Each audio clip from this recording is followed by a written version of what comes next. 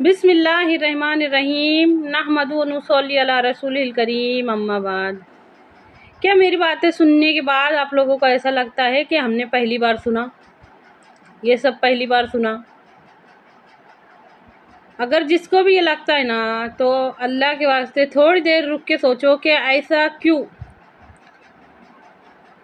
क्यों? क्या कुरान कल नाजिल हुआ? बात को समझो कि हम ईमान अभी लेकर आए?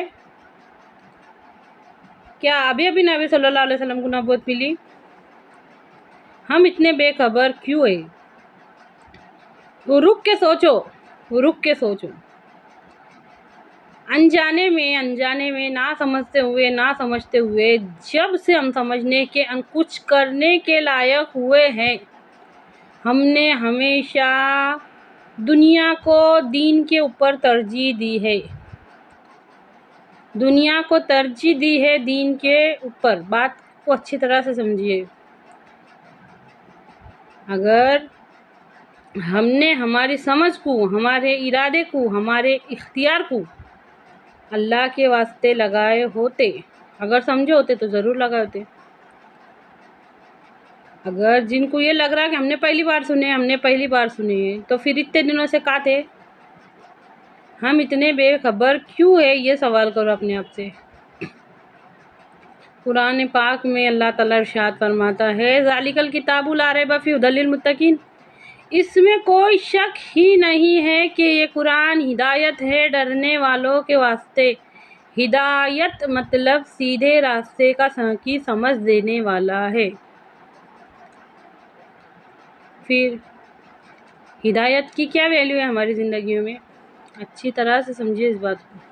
सुबह सो के उठने से लेके रात सोने तक हम कौन कौन से अमल कर रहे, उसमें से कितना अल्लाह को राज़ी कर रहे और कितना नाराज़ कर रहे, इसमें गौर करो। बेदीनी क्या है? अल्लाह की नाफरमानी बेदीनी है। अल्लाह के उसूलों को तोड़ना बेदीनी है। हमारे नबी सल्लल्लाहु अलैहि वसल्लम के उसूलों को तोड़ना बेदीनी है। अल्लाह के वास्ते बात को समझो।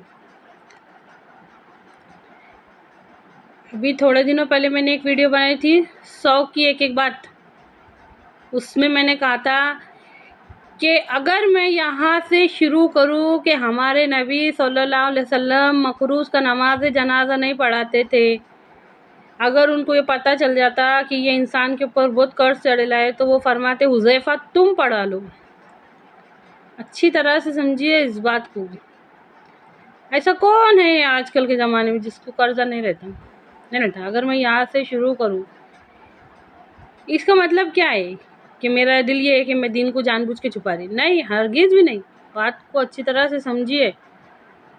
एक सवाल अपने आप से भी पूछो और गौर करो इसमें गौर करो कि ये नौबत आती क्यों? धोखा देने की नौबत आती क्यों? झूठे बातें करने की नौबत आती क्यों? बेरहमी करने की नौबत, जुल्म करने की नौबत, ये सब आ रही क्यों? ये हम ऐसे बुरे से बुरे क्यों बनते चले जा रहे हैं? अपने आप से सवाल पूछो। हर इंसान के अंदर अल्लाह रब्बुल इज़्ज़त ने ताकत रखी है, अल्लाह रब्बुल इज़्ज़त ने ईमानी पावर रखा है।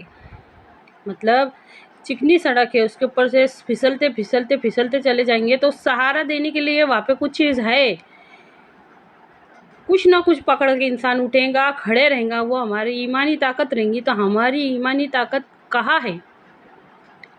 हमको अल्लाह क्यों नहीं याद आ रहा? याद करने का उसकी ताकत को, उसके पावर को, उसकी कुदरत को याद करने का। अच्छी तरह से समझिए इस बात को। उसको याद करने का जो दिन के बाद रात को, रात के बाद दिन को निकालता, जिसने सूरज बनाया, जिसने चाँद बनाया, उसको याद करने का बार बार, जिसने हमको हमारी आँखों को देखने की ताकत दी, कानों को सुनने की ताकत दी, ज़बान को बोलने की ताकत दी, उसको याद करने का जो हमारी सांसों को चला रहा, जो हमारे दिल को धड़का रहा। बुरे से बुरा इंसान बनते चले। ये ताल्लुक़ है ईमान का इस्लाम से ये ताल्लुक़ है कि हर इंसान के अंदर अल्लाह रब्बुल इज़्ज़त ने कि मेरा बंदा बचने के वास्ते उसके पास ईमानी पावर रहेगा, ہمارے ایمانی پاور ہم نے ختم کر دیے، پوری طرح سے پوری ختم کر دیے۔ نوبت ایسی نوبت آ جا رہی، دھوکے دینے کی نوبت آ جا رہی، بے رحمی کرنے کی نوبت آ جا رہی، ظلم ہو رہا، حد سے زیادہ ظلم ہو رہا، حد سے زیادہ بے حیائی ہو رہی، یہ سب ہمارے معاشرے میں پنپ رہا۔ اور یہ کوئی زیادہ معمولی بڑی بات نہیں سمجھ رہے اس کو، معمولی ہے، یہ سب معمولی ہے۔ اللہ کے واسطے بات کو سمجھو، دین کی باریکیوں کو سمجھو، اس کی حقیقت کو سمجھو۔ انشاءاللہ اگر مسلمان چاہے نا تو ایسی معاشرت قائم کریں گے، ایسی معاشرت قائم کریں گے کہ نہ کوئی کسی سے بے رحمی کرے گا، نہ کوئی کسی سے جھوٹ بولے گا، نہ کوئی کسی سے حسد رکھے گا، نہ کوئی کسی سے نفرت کرے گا، نہ کوئی۔ اور یہ تو سیکھ تھی نا ہمارے نبی صلی اللہ علیہ وسلم، یہ تو سیکھ تھی، یہ تو سکھائے تھے، یہ سب ختم کرنے کو تو بھیجے گئے تھے نا ہمارے نبی صلی اللہ علیہ وسلم۔ اگر انشاءاللہ ہم سب نے ایسا چاہے نا تو ہم ایک ایسا معاشرہ بنائیں گے جس میں غریبوں کی عزت بھی ہوں گی، غریبوں کو مدد بھی ہوں گی، کالے گھورے کا فرق بھی ختم ہوگا۔ اللہ کے واسطے بات کو سمجھیے، بہت کچھ ہے سمجھنے والوں کے واسطے، کچھ بھی نہیں ہے نہیں سمجھنے والے کے، سمجھداروں کو اشارہ کافی ہے۔ لاٹھی، ایک لاٹھی کو تو کوئی بھی توڑ سکتا، لاٹھی کے بھالے کو توڑنا مشکل رہتا، کہاوت ہر کسی نے سنی لی ہے نا۔